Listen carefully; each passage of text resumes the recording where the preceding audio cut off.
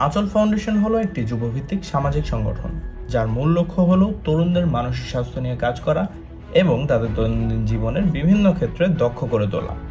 ঢাকা বিশ্ববিদ্যালয়ের প্রাক্তন শিক্ষার্থী তানসিন রোজ এমন একটি প্রতিষ্ঠানের কথা ভেবেছিলেন যা মানসিক স্বাস্থ্য নিয়ে কাজ করবে এবং তরুণদেরকে দক্ষ ব্যক্তি হিসেবে তৈরি করবে আসন্ন ভবিষ্যতের চ্যালেঞ্জ মোকাবেলায়। বিশ্ববিদ্যালয়ের আরও কয়েকজন ছাত্রের সঙ্গে তিনি তার চিন্তাভাবনা শেয়ার করেন এবং সবার চিন্তার প্রতিফলন হিসেবে আঁচল ফাউন্ডেশন 2019 সালের 25 এপ্রিল যাত্রা শুরু করে। 2019 সালে প্রতিষ্ঠার পর থেকে আঁচল ফাউন্ডেশন বেশ কিছু কার্যক্রম হাতে নেয়।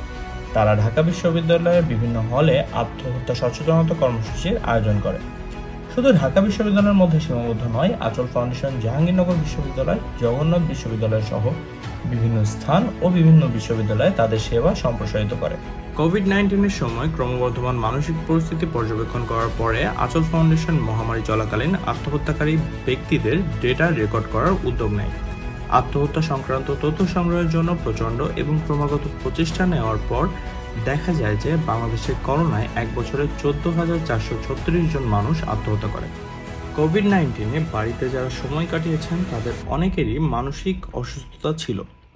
ব্যক্তিদের মানসিক পুনরুদ্ধারে সহায়তা করার জন্য আঁচল ফাউন্ডেশন বিভিন্ন ধরনের সেমিনার, কর্মশালা, প্রশিক্ষণ, ওয়েবিনার এবং অনলাইন কার্যক্রমের আয়োজন করে।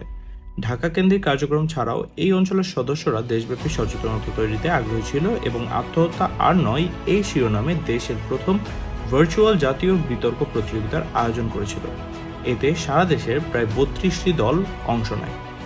আঁচল ফাউন্ডেশন 2019 সালে শুধুমাত্র কয়েকজন সদস্যের সমন্বয়ে গঠিত হলেও আজ 2024 সালে আঁচল ফাউন্ডেশন 500 জনেরও অধিক সদস্যের একটি বড় পরিবার। আর এই দীর্ঘ পথ চলায় আঁচল ফাউন্ডেশনের সাথে থাকার জন্য আপনাকে জানাই আন্তরিক ধন্যবাদ এবং কৃতজ্ঞতা। আর আপনাদের ভালোবাসা এবং শুভকামনায় আঁচল ফাউন্ডেশন এগিয়ে যেতে চায় আরও অনেক দূর।